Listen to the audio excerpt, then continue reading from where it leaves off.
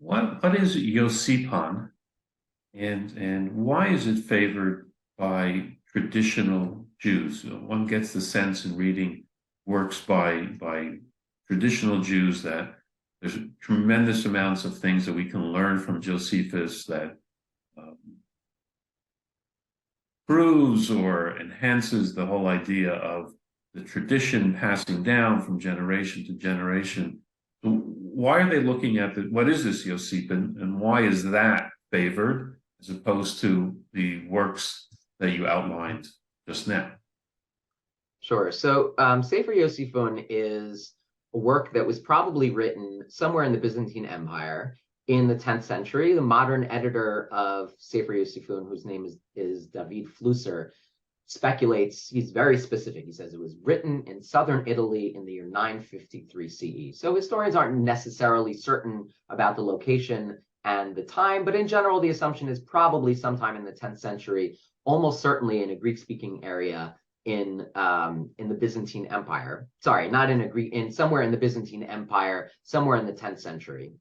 Perhaps in Italy, perhaps not. It was written by somebody who probably was not himself conversant with Greek, but was certainly conversant with Latin.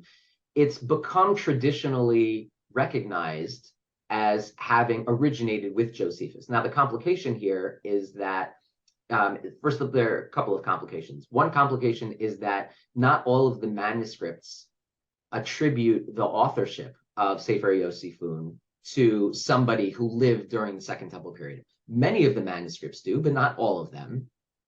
That's one complication. The second complication is that when these manuscripts do attribute their composition to someone from the Second Temple period, they don't attribute it to somebody named Josephus. They attribute it to somebody named Yosef ben Gurion.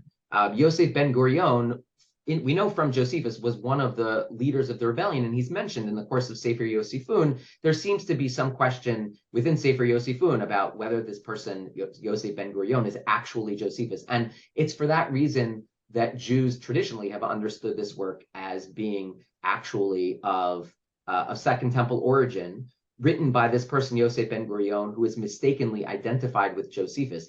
It's written in Hebrew, not based on Josephus's Greek compositions, but rather based on a couple of other sources. It's based on a Latin paraphrase of Jewish War, which actually, 4th century Latin paraphrase of Jewish War, which actually was produced by Christians, and it actually, in its origins, has a lot of anti-Jewish sentiment, which was obviously excised by the author of Sefer Yosippon. So he gets a lot of his information from this Latin paraphrase.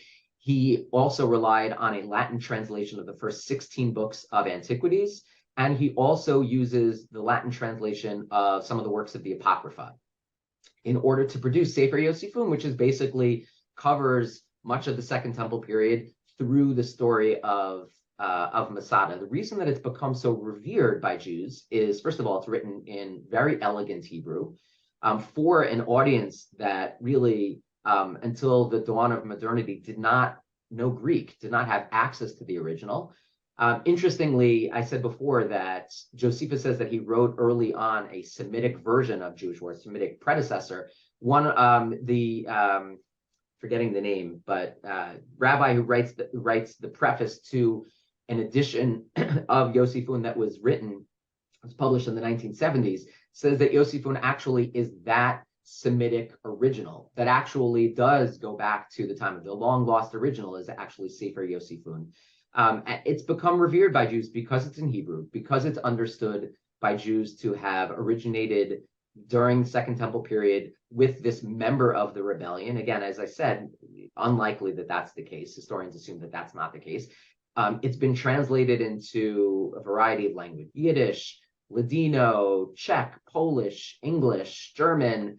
And it's important for Jews because Jews don't have an independent tradition, for example, about the events surrounding the story of Tisha B'Av, right? At least as they relate to the destruction of Bayit Sheni. How do you know about the events associated with Tisha B'Av? It's only from Sefer Yosippon, with the exception of certain midrashim in rabbinic literature. It actually became so important in terms of the liturgy of Tisha B'Av. There's a 15th century manuscript of the Kinos from Tisha B'Av that have surrounding the Kinos the Sefer Yosippon, which suggests that Sefer Yosippon was basically being read almost as commentary on the Kinos. And so they took on great importance, both in terms of the understanding also of the story of Hanukkah. Story of Hanukkah and Tisha B'Av became very important. And for that reason, Yosippon, both because it's in Hebrew and because it's understood to have originated then, and because much of the story really resonates with Jews, it's become an indispensable resource for Jews.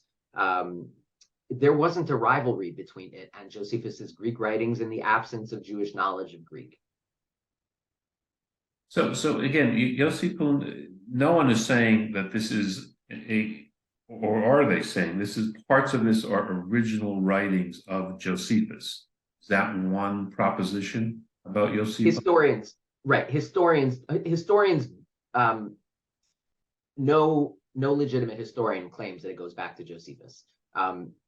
The claim is written in the 10th century by a Jew who knew Latin but not Greek, who is relying secondhand on Josephus, Latin paraphrases and Latin translations. The Jewish tradition has associated it with this person, Yosef ben Gurion, who is named as a rebel. And I should just, interesting, this Yosef ben Gurion shows you how important Sefer Yosippon is. David ben Gurion actually took on the name of Ben Gurion from this Yosef ben Gurion. Ben Gurion's name is actually, his given name is actually Gruen. He changed his name to Ben Gurion as a sign of how important Yosef ben Gurion was. But there's that difference of opinion between sort of the traditional outlook and the historical outlook in terms of the origins of this work. I mean, no one would say that David ben Gurion should have been called David Josephus.